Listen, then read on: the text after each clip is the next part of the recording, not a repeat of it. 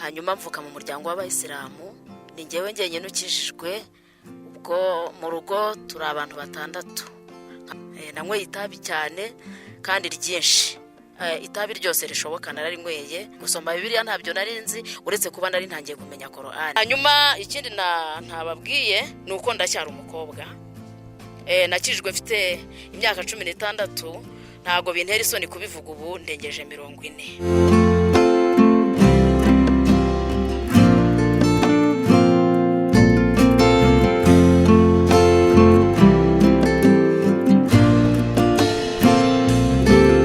kubasuhuza abakunzi ba YESU ibiganiro byiza tubagezaho, kandi tubashimira ko mudukurikirana, mwakoze subscribe, mukurikirana inkuru zacu nziza tubagezaho.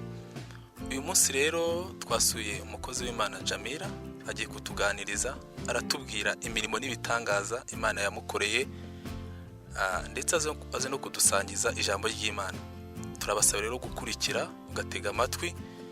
Turizera ko imitima iza guhembuka, ndetse ubuhamya muri bwumve n'ijambo ry'Imana bikagera aho bibakura naho bibageza. Ikaze mu kiganiro. Reka tumusabe atangire atwibwira kugira ngo tumenye ninde tujye kubana muri iki kiganiro. Yesu ashimwe. Amazina nitwa Mukaruranga Jamilla, mvuka ahantu bita ku Rucunshu mu karere ka Muhanga. Ndashima Imana kuko yangiriye neza kandi nkaba ngikijijwe.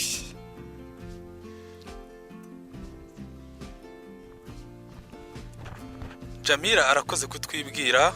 Ndagira ngo tuanze tumenye Jamilla ni muntu ki, yakishijwe gute, nihe mirimo n'ibitangaza Imana yamukoreye, kuko umuntu wese iyo arimo guhamagarwa hari aho Imana imuhamagara ari.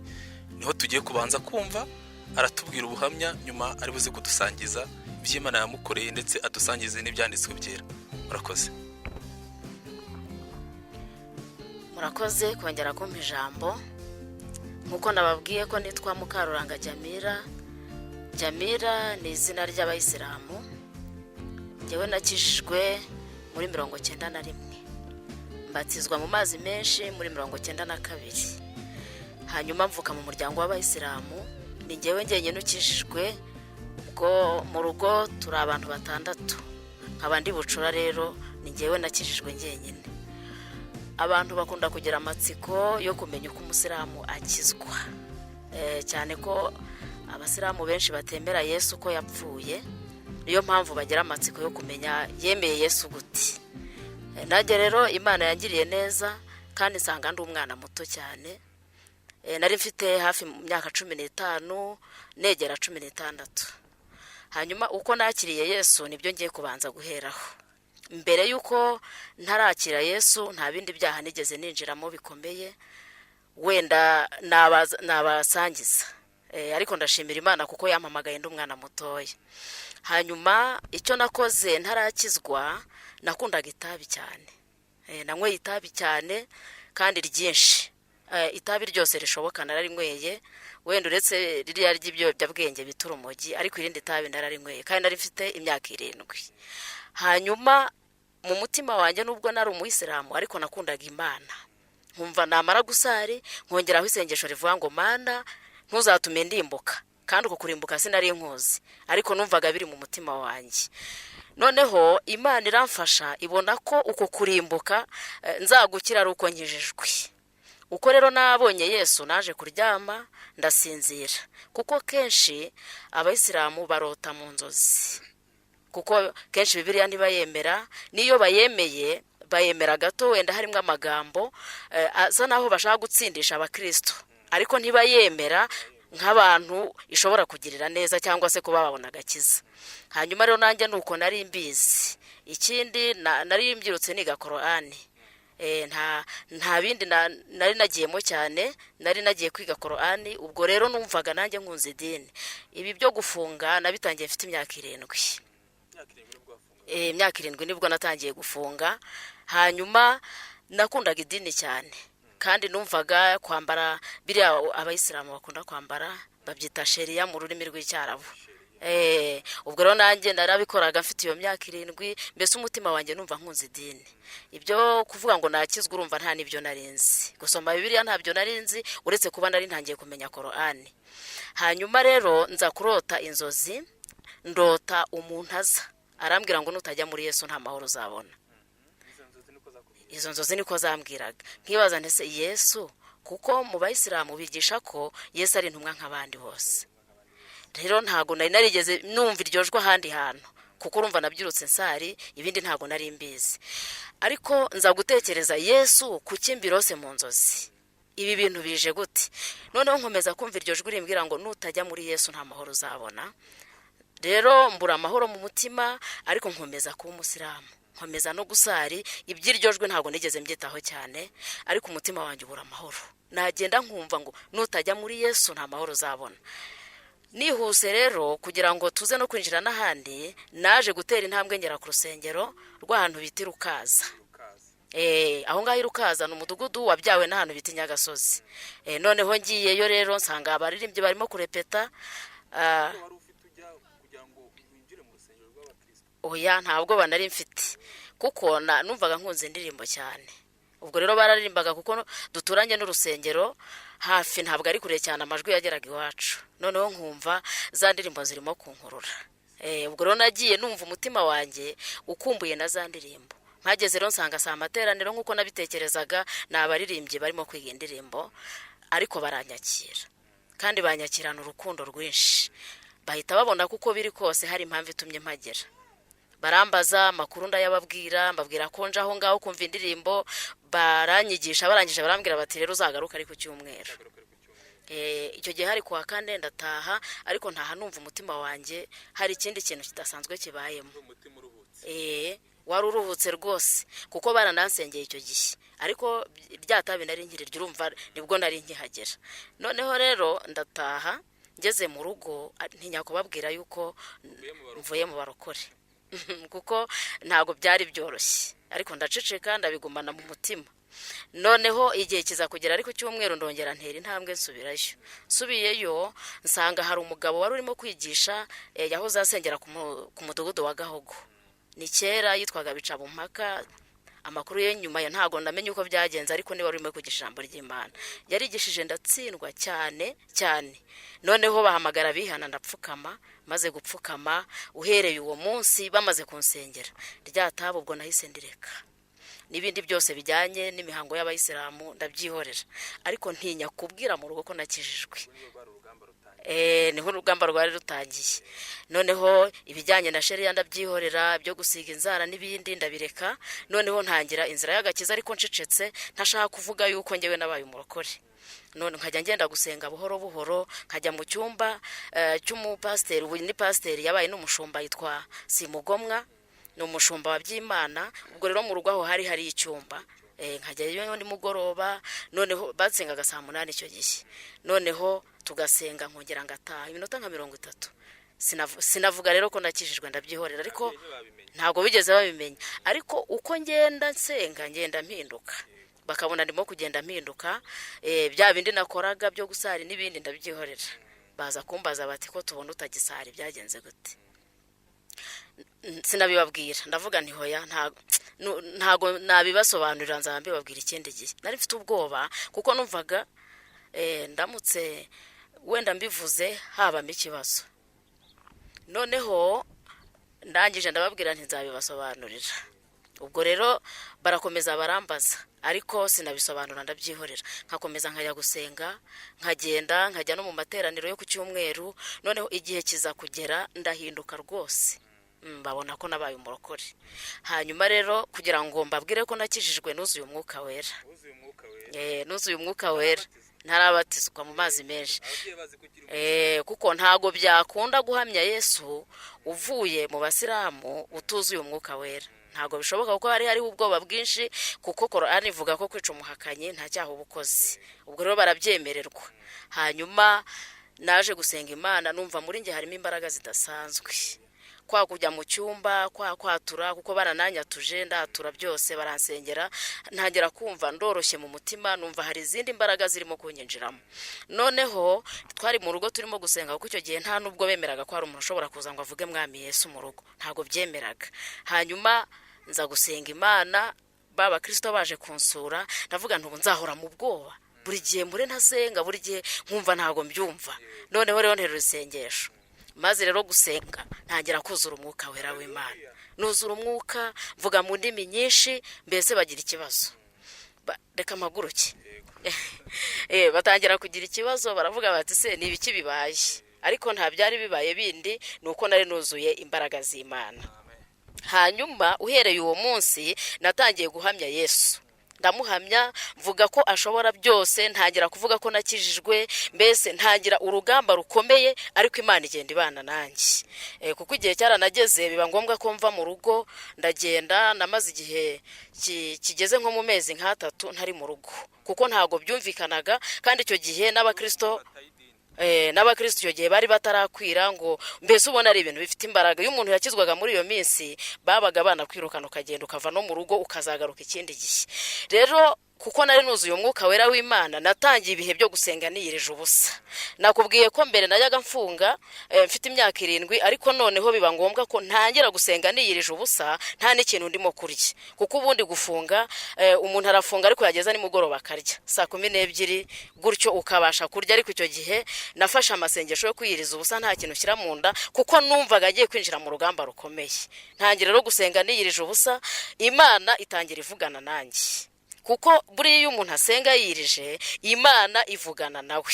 ikamubwira uko izamurinda uko bizagenda mbese ukagenda ugira amasezerano y'Imana aho rero natangiye kwinjira mu masezerano y'Imana Imana itangira kuvugana nanjye nubwo byari bikomeye nageze ku rwego ndakena cyane ngera ku rwego nzajya gusenga nisize amamesa hanyuma muri uko kwisiga amamesa ntago nigeze ncika intege ngo mvuge ngo wenda reka nsubire inyuma reka mbireke nubwo famiye yabitankunze ariko ntago nigeze numva nasubira inyuma narakennye cyane nisiga amamesa mbese ngira ubuzima bubi bukomeye ariko Imana ntiyigeze indeka yabanye nanjye kandi yagiye imbwira ko izamfasha ikampa amasezerano ameze gutyo kavuga iti mwana wanjye komera nzakurinda hanyuma nkomeza gusenga muri iyo minsi niho nahise ninjira mu gihe cyo kwigira umubatizo ntibyari byoroshye urumva bari baranyanze ibintu bikomeye ariko ndavuga ntuko biri kose nge sinzasubira inyuma kuko numvaga Imana yaramfashe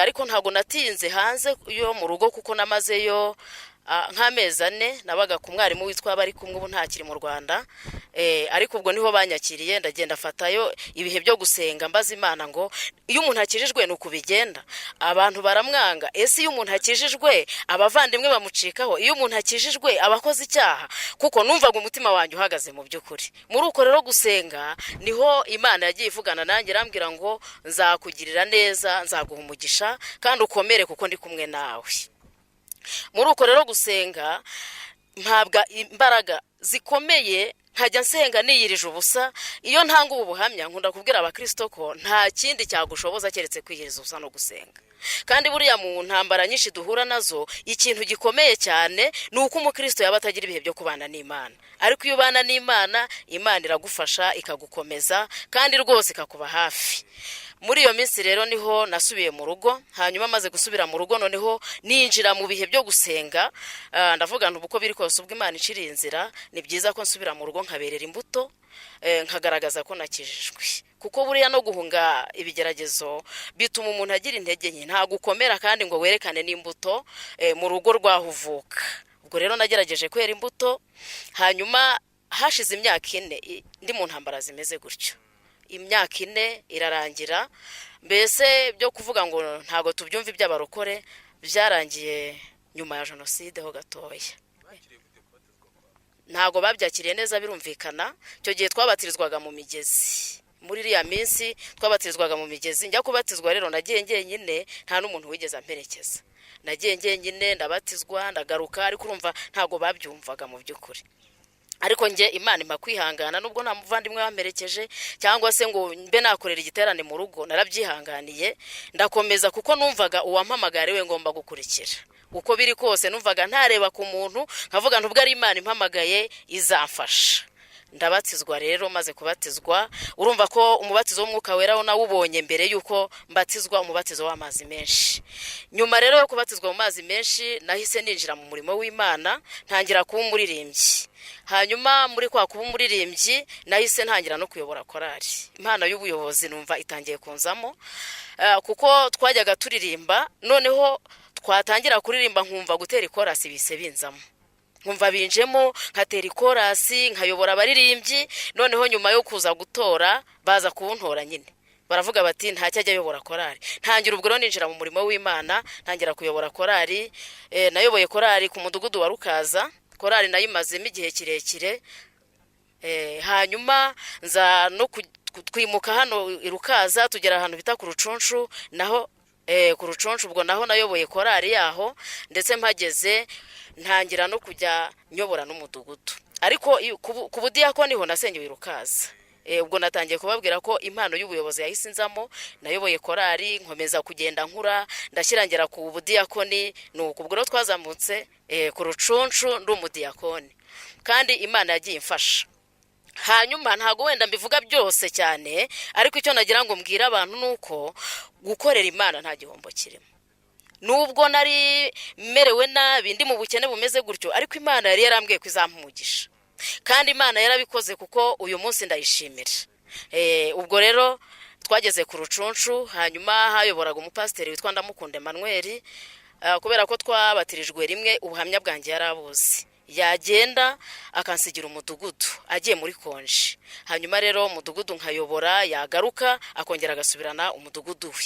Numva impano y'ubuyobozi rero indimo, nkomeza gusenga Imana. Hanyuma muri kwa kuvugana n'Imana, Imana rero yarambwiye ko izampa amasezerano akomeye, ariko nge ntago nibazaga ayo masezerano akomeye ameze gute.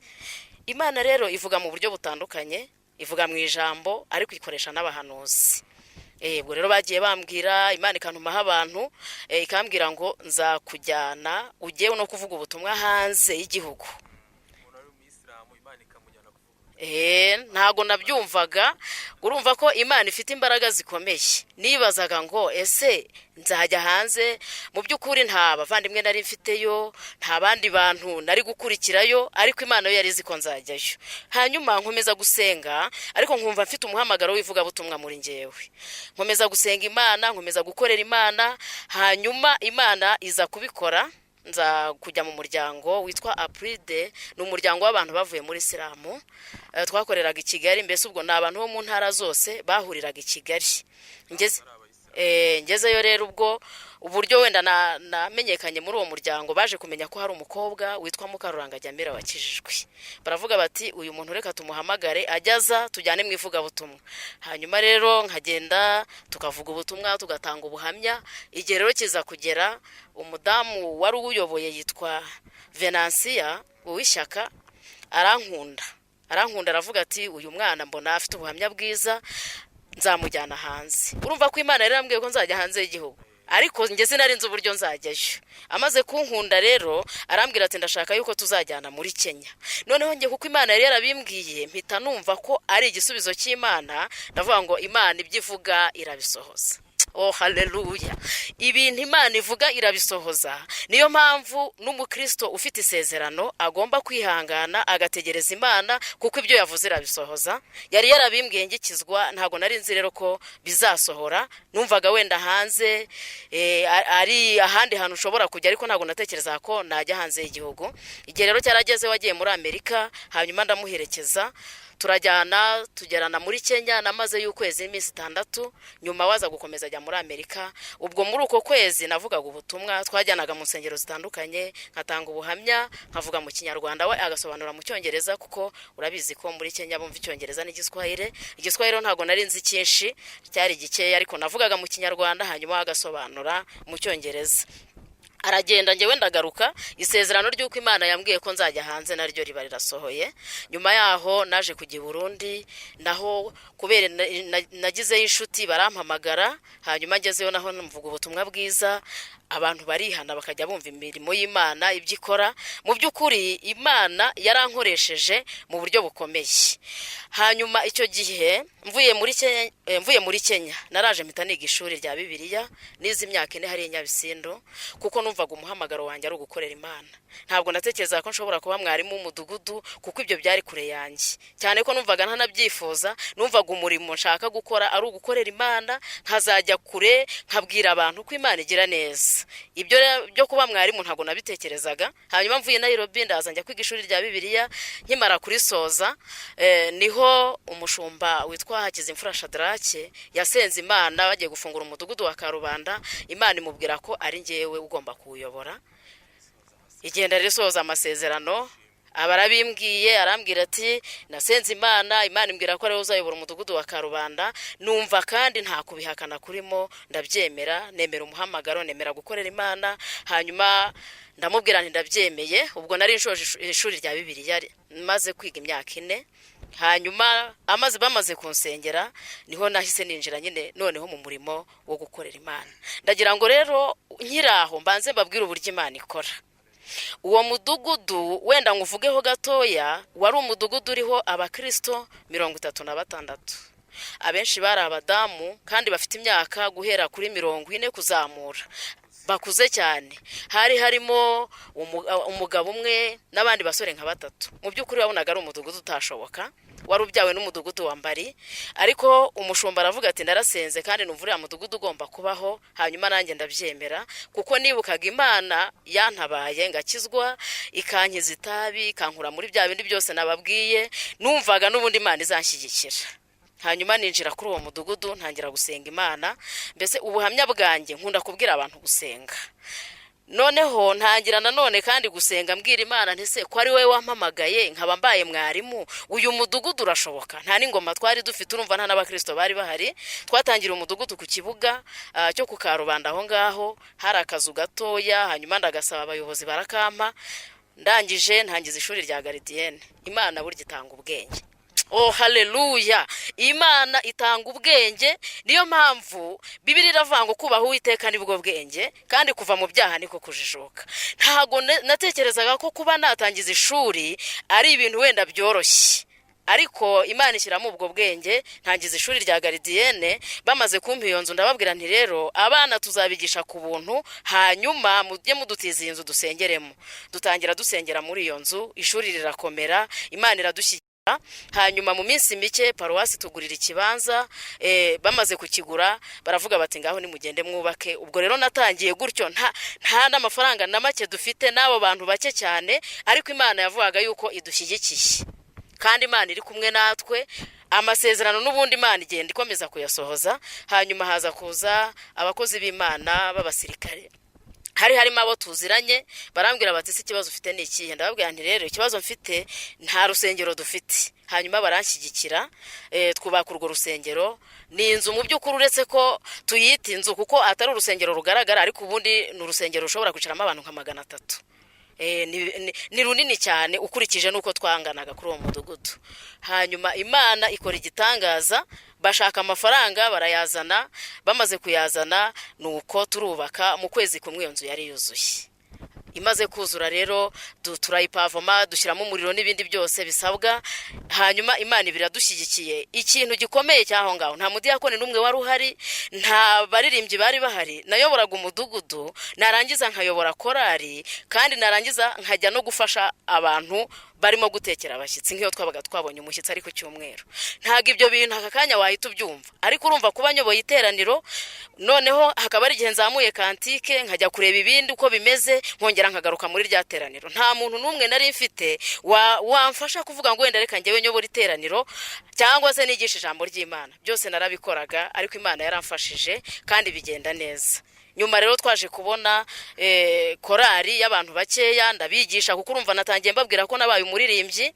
Korari ndabayobora, maze kubayobora barakura barafatika, abadiyakoni baraboneka. Bansengeye ku bwarimu bahise bampa n'abadiyakoni. ntago wenda bari abantu ubona bagatoranijwemo abadiyakoni kuko bari bakiri bato, ariko Imana yarabakujije barakura bashobora gukora umurimo w'Imana.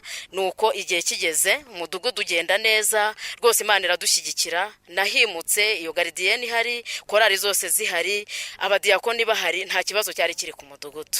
Urusengero n'ibindi bisabwa byose byari bihari. Hanyuma rero nza kwimuka ku mudugudu wa Karubanda, njya ku Rucunshu marayo umwaka n'igice, naho dukora umurimo w'Imana. Twari mu bihe byo kwitanga amafaranga yo yahariya kuri Dove hoteli. Ubwo rero Imana nabwo iradushyigikira turayabona aringaniye. Hanyuma nyuma yaho nza kujya ku mudugudu wa Mbari, ubu ngubu niho ndi. Rero ndashima Imana cyane kuko ari Imana ivuga kandi gasohoza. Icyo gihe mu buhamya nababwiye ko nisigaga amamesa nkimara gukizwa, ariko ntabwo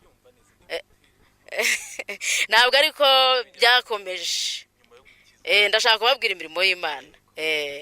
Ntago nakomeje kwisiga amamesa, ahubwo kuko Imana yari yarambwiye kwizangirira neza yarabikoze kubera gusenga no kwihangana. Iyo ndi kuri ubu butumwa cyangwa se muri ubu buhamya, njya nkunda kubwira abakobwa ko bagomba kwihangana mu bigeragezo bashobora guhura nabo, sibo gusa n'abandi bose, kuko uyu muntu akirijwe ahura n'ibigeragezo byinshi, ariko icyiza cyane ni ukwihangana no gusenga umuntu ntiyirwanirire. Hanyuma ayo mamesa ntago nakomeje kuyisiga. Imana yagiye imbwira kwizangirira neza. Nyuma yo kuva muri Kenya urabyumva, Imana yankoreye igitangaza gikomeye, ndaza ndiga nkuko nabibabwiye. Hanyuma mbere yuko mba mwarimu, Imana yari yarambwiye kwizanyubakira inzu.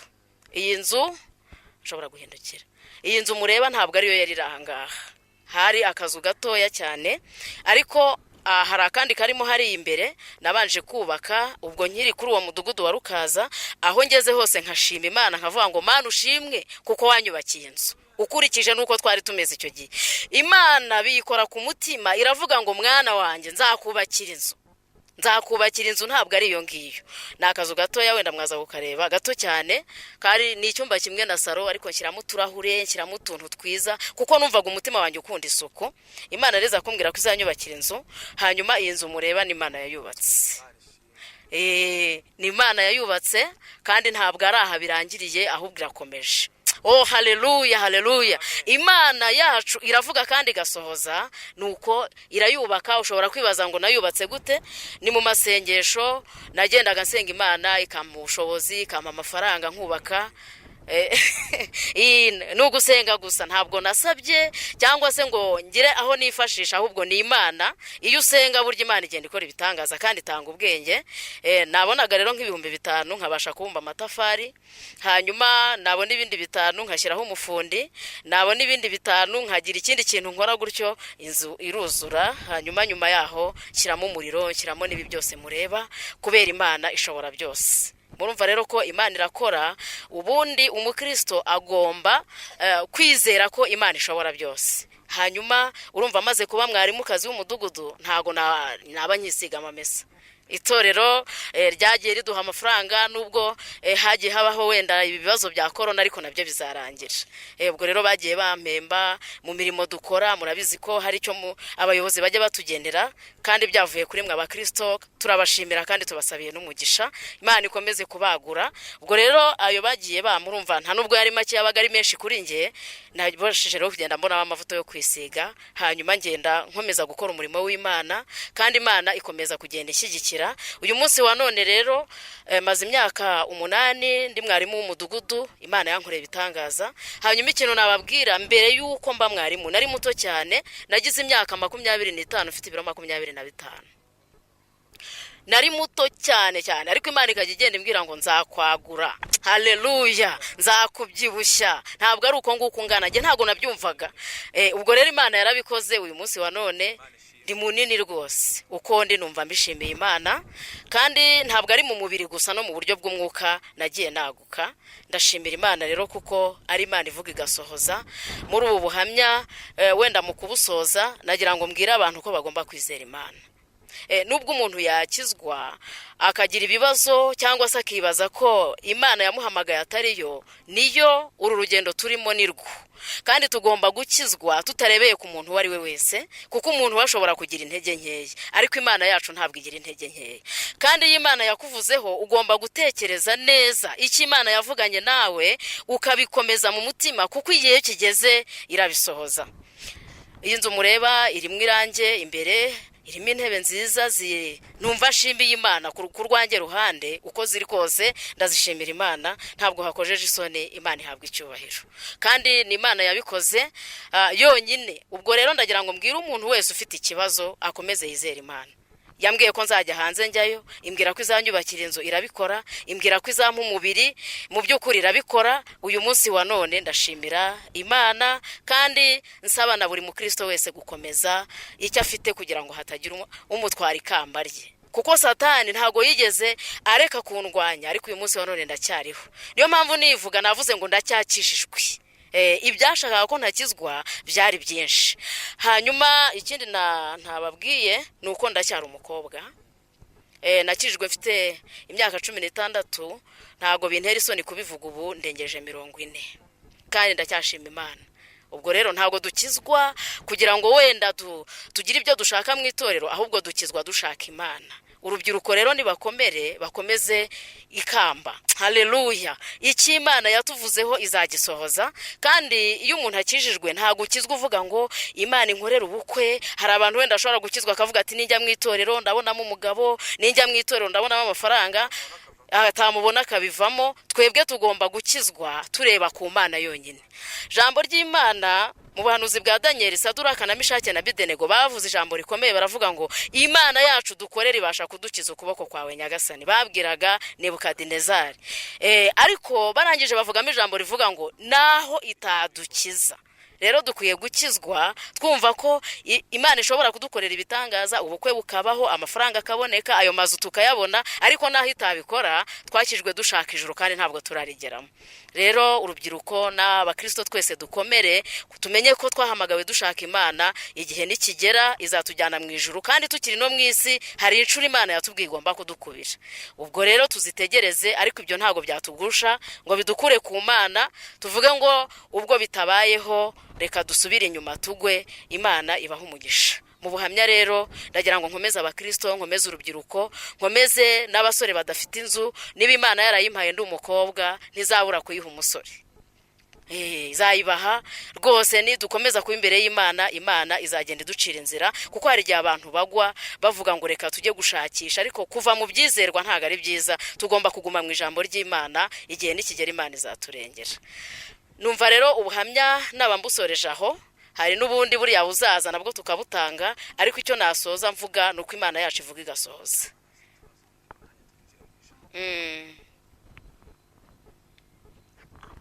Bakunzi ba YESU TV, ngira ngo mwakomeje gufashwa n'ubuhamya bwa Jamilla, mwumva imirimo n'ibitangaza Imana yamukoreye. Imana yacu iracyakora kandi ifite amaboko. Atubwiye uko Imana yamuhamagaye imukuye mu basilamu, mwabyumvishe n'ubuhamya bwiza mu Kristo bushobora kugukomeza nawe ukamenya ko Imana ikora. Tubwiye byinshi kandi bigaragaza ko Imana yacu ifite amaboko koko. Ariko ndagira ngo Jamilla nkubaze ikibazo. Uratubwiye turacyari umukobwa ufite imyaka 40, ni gute wahanganye n'uruvugo ko arimo ibicanege abantu nyine y'umuntu noneho no gukizwa ati se buriya ntibyamuteye umwaku? Niko abantu basanga bavuga. Ni gute ubihagazemo ute? Urumva ugihamya gute? Murakoze. Amagambo ntabwo yabura, urumva niyo umuntu agenda barakuvuga, ariko icyanshoboje no gusenga Imana. Gusenga nabatangiye mbabwira ko nakunze gusenga niyiriza ubusa. Ntago navuze iminsi nagiye nsenga, kuko wenda harimo abatayishobora, ariko umuntu wese agomba gusenga uko ashobojwe. Nge rero Imana yanyigishije gusenga, nsenga iminsi 3 niyirije, niyo nahereyeho ngera ku minsi 7, ngera kuri 15, ndetse ndaho ku rucuncu twasenze n'iminsi 40. Ayo masengesho rero niyo agenda ankomeza, kuko njye ayo majwi ntago nyitaho.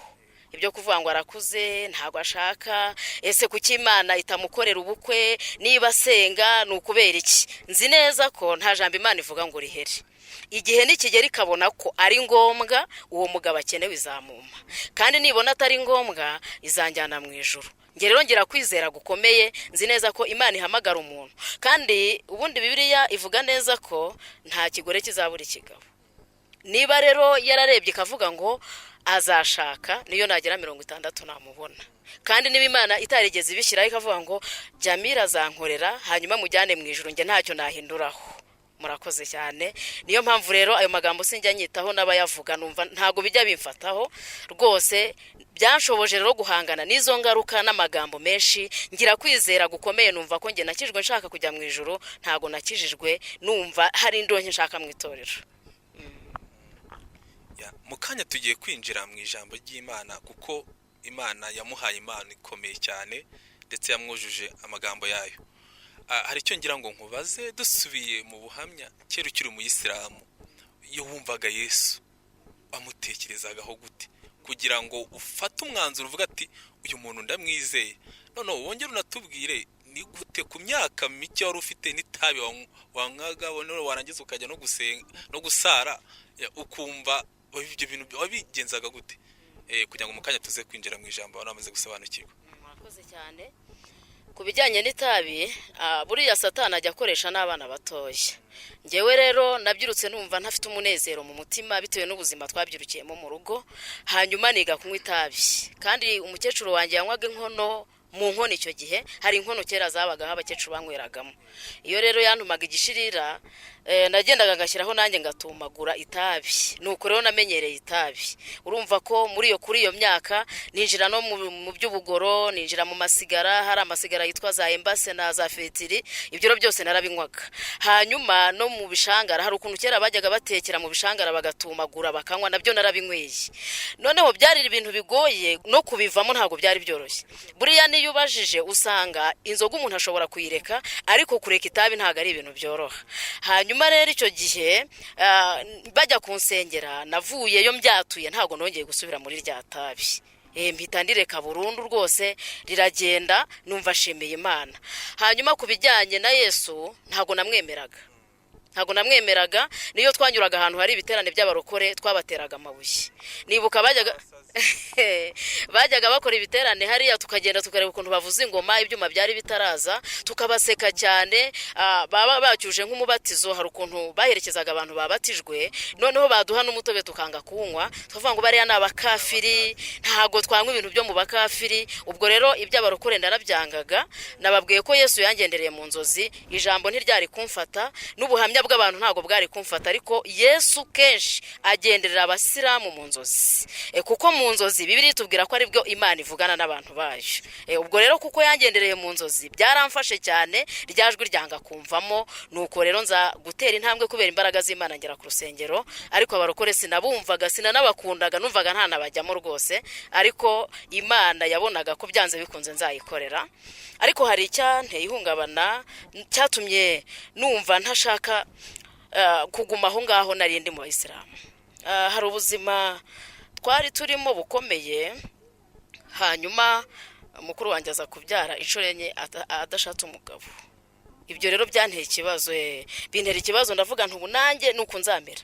Ndavuga nti rero ngomba gusenga Imana kugira ngo uyu mutego nanjye ntazawugwamo, kuko buri impamvu abakobwa benshi babyarira iwabo cyangwa se baterwa n'inda zitateguwe, kenshi nuko badasenga kandi ngo bamenye ingaruka. Rero iyo wamaze kumenya ingaruka, ukamenya ko ibyo bintu bishobora kuzagutera n'ubukene bw'iteka ryose, ntago ushobora kubijyamo. Ibyo rero nabyo numvaga mu bintu ngomba kwirinda, ngomba kubyinda. Niyo mpamvu nta kibazo cyo gukizwa ngira, kuko numva ibyo nasabye Imana yarabimpaye, ibindi bizakurikiraho nibishaka izabikora. Murakoze cyane. Niba nta kindi mushaka kumbaza.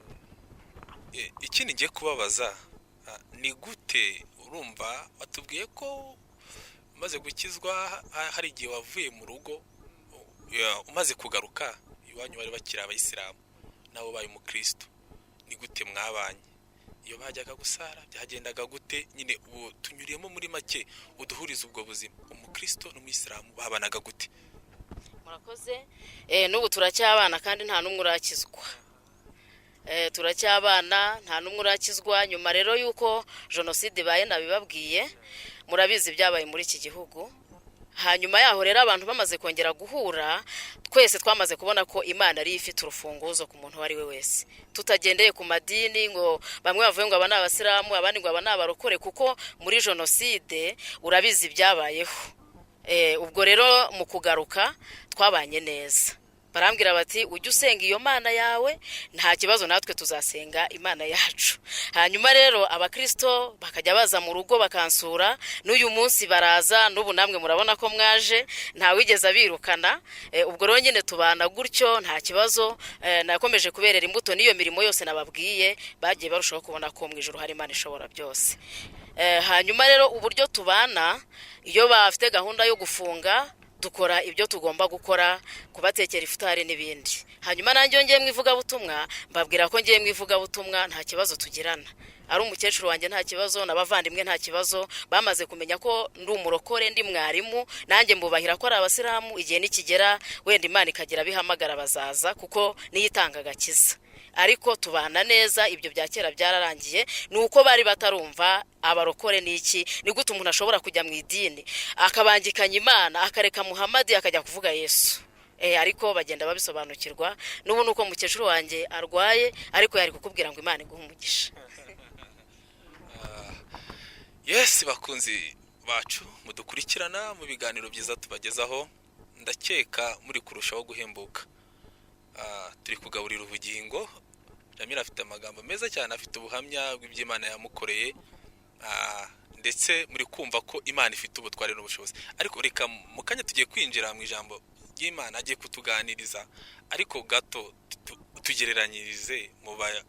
Ni ikihe kintu cyakubayeho mu bayisilamu wumva utazibagirwa, uvuga ati iki kintu cyambayeho nyine watubwiye ko kuri kubyara kwa bakuru bawe, ariko ni ikihe kintu cyakubayeho ukavuga ati iki kintu rwose gitumye mpunga nirukanka? Noneho unatugereranyize ku bigo ari n'undi umuntu ushobora kubyumva ari umuyisilamu avuga ati reka muri Yesu hameze uku, no kwa Muhammad hameze uku, bikaba byatuma yahinduka. Yego, murakoze cyane. Icyambere ijambo ry'Imana rivuga neza ko Yesu ari inzira n'ukuri n'ubugingo, kandi ntawe uzajya kwa data atamujyanye. Rero niba umuntu ari umusilamu akaba atemera Yesu, kandi Yesu avuga ngo niwe nzira n'ukuri n'ubugingo, ntawe uzajya kwa data atamujyanye, ese atekereza ko ijuru azaribona gute? Kenshi bo ntago bemera neza ko Yesu yapfuye. Bavuga ko Simoni ari we wabambwe ku musaraba, kandi twebwe mu kimbo cya Yesu, twebwe rero ntago tubyemera nk'abakristo. Icyo rero ku muntu usoma Bibiliya no ku muntu utekereza neza wemera Kristo, yakagombye kumenya ko ijambo ry'Imana rivuga ngo Yesu niwe nzira n'ukuri n'ubugingo, ntawe uzajya kwa data ntamujyanye.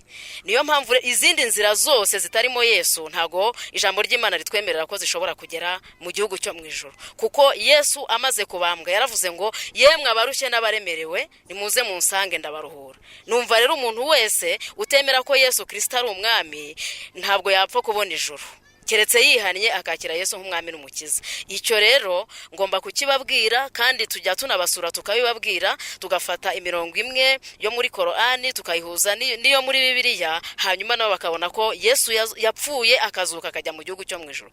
Ibyo kuvuga ngo habambwe Simoni ntabwo ari ukuri, ntabwo tubyemera. Mu bintu rero byatumye nizera cyane nuko nabonye ko muri Bibiliya havuga ngo Yesu niwe nzira n'ukuri n'ubugingo, ntawe uzajya kwa data atamujyanye. Murakoze cyane. Yesu ashimwe. Jamilla nyuma yo guhamagarwa, Imana yamuhaye impano zitandukanye, impano y'ubuyobozi, impano yo kugabura ibyanditswe. Tugiye kumwumva rero atuganirize ku magambo y'Imana, mwumva ukuntu Imana ishobora, n'ahantu Imana itagukura, aho uri hose Imana yagukura kandi ikagukoresha. Tugiye kumwumva rero atuganirize, mukomeze kuryoherwa n'ijambo ry'Imana. Ndagira ngo dusome ijambo ry'Imana, hanyuma turarisanga mu butumwa bwiza uko bwanditswe na Yohani ibice 14, turahera n'umurongo waho wa mbere. Ntago turi butinde cyane, ariko reka dusome ijambo ry'Imana. Umutwe w'amagambo uravuga ngo Yesu ni inzira n'ukuri n'ubugingo.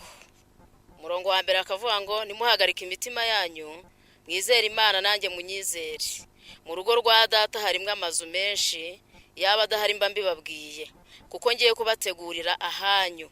Kandi ubwo ngiye kubategurira ahanyu, nzagaruka mbajyane iwanjye, ngo aho ndi namwe muzabeyo. Amen.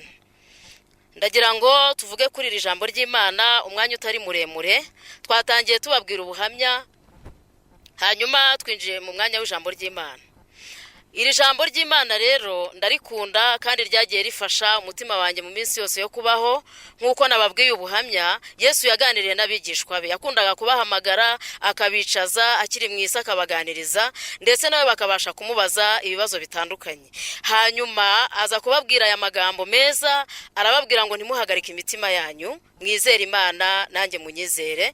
Ababwira ko mu rugo rwa se hari amazu menshi, kandi bagendaga bamubaza ibibazo bitandukanye. Hari abari baramukurikiye bakavuga bati Kristo ko twagukurikiye uzaduhemba iki, nabi imitima yabo yari ihagaze. Hari abari basize inshundura zabo, abari bagiye basiga amashuri, ntago twagenda turondora, ariko ndashaka kubabwira ko Yesu yagiye ababwira ati ntimuhagarike imitima yanyu. Natwe hari byinshi twagiye dusiga, twasize ababyeyi, dusiga inshuti, dusiga byinshi. Birashoboka ko imitima yacu yahagarara, umuntu wese akibaza ngo ese bizagenda gute. Ariko Yesu aravuga ngo ntimuhagarike imitima yanyu, mwizere Imana nanjye munyizere, kuko mu rugo rwa data hariyo amazu menshi. Iyo abadahari rero aba yarabitubwiye. Ndagira ngo mbwira abakristo kandi bakomeza ngo ntimuhagarike imitima yanyu. Nk'uko nababwiye, mu rubyiruko ntibahagarike imitima, abubatsi ingo ntimuhagarike imitima. N'iki gihe turimo kigoye gikomeye, abantu ubona no gusenga bitarimo kwemera neza, ntimuhagarike imitima kuko Yesu arabizi, kandi dukwiye kumukorera dushikamye tudatinya. Jambo ry'Imana ritubwira neza ngo ntimuhagarike imitima yanyu, mwizere Imana nanjye munyizere. Umukristo utagira kwizera ahagarika umutima, akibaza ubuzima, akibaza uko azabaho, akavuga ngo ese bizagenda gute, uyu Yesu nkurikiye azamarira iki. Ariko ndagira ngo mbabwire ko Yesu twakurikiye afite imbaraga, Yesu twakurikiye afite ubushobozi, Yesu twakurikiye afite byose. Iyi nzira turimo ni y'ukuri, ntago twayobye. Niyo mpamvu nta mpamvu yo gusubira inyuma ngo uvuge ngo ngewe ndabiretse. Yesu twakurikiye azatugirira neza, azaduhemba. Bakristo nimuhagarika imitima. Uyu munsi wa none ndagira ngo mbwira abantu bakomeza nanjye ko Imana yangiriye neza. Iryo jambo uyu munsi wa none rigukomeze. Wibuke ko Imana iri mu ruhande rwawe, wibuke ko utagomba guhagarika umutima. Niba uri mu bukene ukomere, niba uri mu burwayi ukomere, niba uri mu bibazo ukomere. Yesu azakugirira neza, Yesu azakumara umubabaro, Yesu azagufasha. Uyu munsi wa none nanjye aramfasha, kandi nababwiye ko nubwo ndi umukobwa ukuze ariko ntacyo naburanye Imana. Umutima wanjye uratuje. Jambo ry'Imana ritubwira neza ngo ntimuhagarike imitima, mwizere Imana. Oh haleluya, haleluya. Mwizere Imana na Yesu mwizere.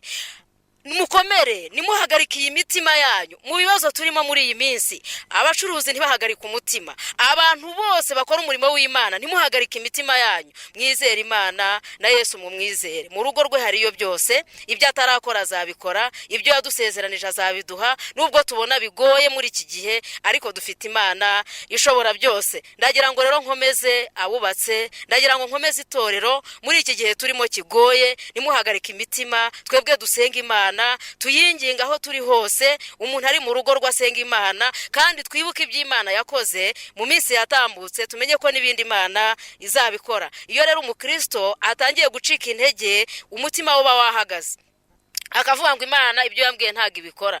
Ese iyo Mana dusenga iracyariho? Harimo n'abantu bagenda bavuga bati ya Mana y'abakristo iri hehe? Ese kwitirukana covid ko tuzi ko musenga Imana ikabitarimo kubikora? Ariko haleluya, haleluya, Imana yacu irabizi. Jambo ry'Imana riratubwira ngo Imana yacu izaza ye guceceka, igihe nikigera izabikora. Ikishaka nuko tuyubaha, ikishaka nuko tuyihereza imitima yacu idahagaze, ngo ubuzima turimo buduhagarika umutima. Muri iyi urubyiruko abenshi barimo kuva mu byizerwa, kavuga ati covid ntabwo izarangira, reka ibi by'agakiza tubivemo. Yesu se watubwiye ko atarimo gukora, ariko Imana iracyariho. Bakristo, Imana yacu iracyakora. Oh haleluya, haleluya. Imana iracyari mu ruhande rwacu, ntabwo Imana yadutaye, Imana iracyaturinze. Ndagira ngo mbakomeze, nimuyikomereho, Imana izabagirira neza.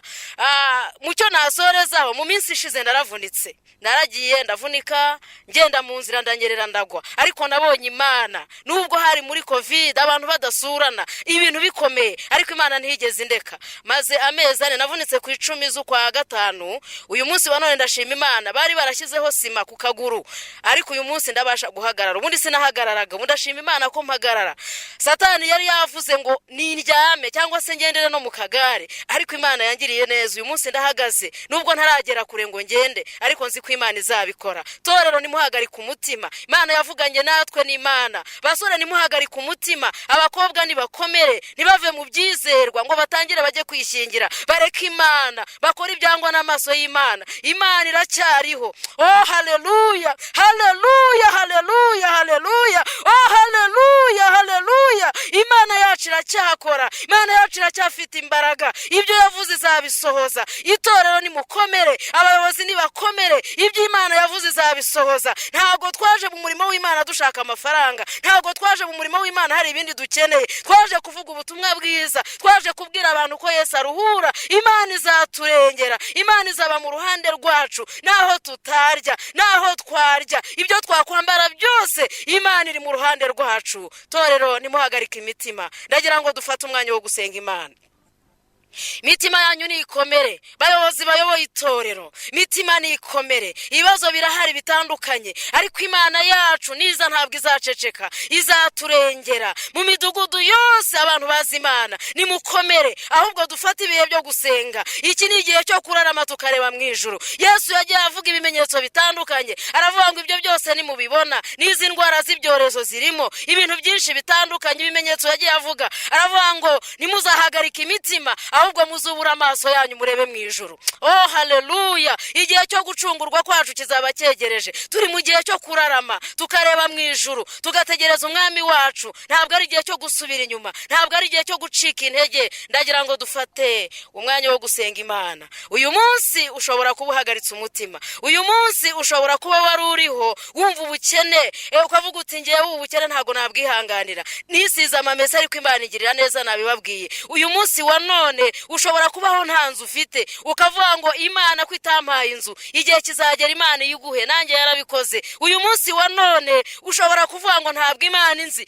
Humura, Imana irakuzi. Tugiye gusenga Imana. Zamura umutima wawe kuwiteka, bwira Imana uti Imana, mutima wanjye wari uhagaze, wa mukobwa uri muri riteraniro, wa musore uri muri riteraniro, wa mubyeyi we, umutima wawe urahagaze. Ndagira ngo dufate umwanya wo gusenga. Bwira uwo mutima ngo tuza. Oh haleluya, bwira uwo mutima ngo tuza. Zaburi ya 37 ivuga neza ibyo gutuza. Iravuga ngo nimuhagarike imitima.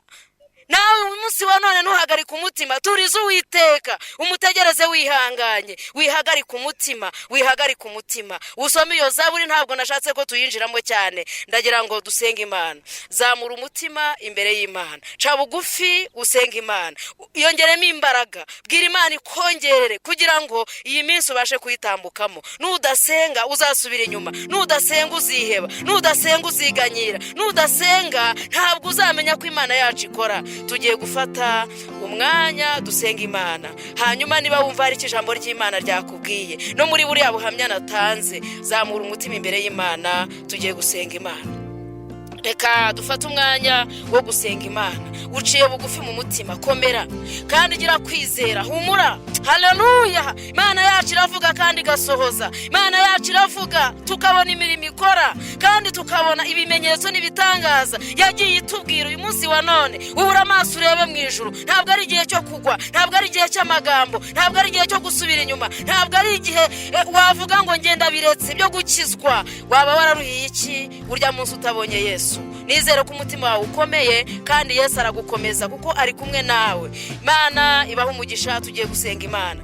Data wa twese uri mu ijuru, izina ryawe niryubahwe, ubwami bwawe nibuze. Mu mitima yacu turagukeneye, turagushimiye kuko ujya ubana natwe, turagushimiye kujya uturinda, masezerano yawe agasohora, ibyo wavuze ukabikora. Izina ryawe nirihabwe icyubahiro. Mwami, tukweretse imitima y'abakristo bari imbere yawe, turabasengeye kugira ngo ubahe umugisha, ubane nabo, ubasubirize ibyifuzo, ubarinde guhagarika umutima, ubahe gukomerera imbere yawe kugira ngo mu gihe gikwiriye bazagushime. Urakoze Mana, gira neza buri wese wakumvise, gira neza buri wese uciye bugufiya, gira neza buri wese Mwami Imana uri masenga, haba ari mu rugo Mwami akabapfukamye asenga. Turasenze kugira ngo mwambike imbaraga zawe. Urakoze rero, barinde guhagarika umutima, imbaraga z'umwuka wera zibane nabo, bashoboze gusenga no kukwizera kuko ari wowe Imana ishobora byose. Ndagushimiye ko wumvise gusenga kwacu, kandi mu gihe gikwiriye tuzagushima. Kiza abarwayi mu izina rya Yesu, babe bazima kugira ngo Mana igihugu cyacu cyongere gutekana mu izina rya Yesu Kristo, kugira ngo Mwami tuzongere guhura dufite amashimwe, kuko tubizi neza ko mu gihe gikwiriye uzakora imirimo irenze niyo tugusaba. Ndagushimiye ko wumvise gusenga kwacu, kandi ukomeje buri wese mu izina rya Yesu. Duciye bugufi ushyirwe hejuru, tubisabye Imana Data mu izina rya Yesu. Urakoze, amen.